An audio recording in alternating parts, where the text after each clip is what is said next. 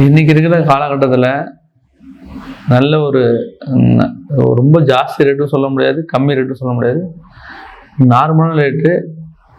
இந்தமாரி சொத்து வாங்கினதால இன்னொரு 10 வருஷம் கழிச்சு போனால் அது ஒன்றும் அழியாது. என்றைக்குமே மண்ணில் போட்டாலும் பொண்ணில் போட்டாலும் அழியாதுன்னு சொல்லுவாங்க. அதையும் இப்போ அந்த இடத்துல நம்ம வாங்கியிருக்கிறது வந்து இன்னொரு 5 வருஷம் போனால் அது நான் வாங்கியிருக்கிற அமௌண்ட்டு 1க்கு 2 தான் பெருகுமே தவிர குறையாது.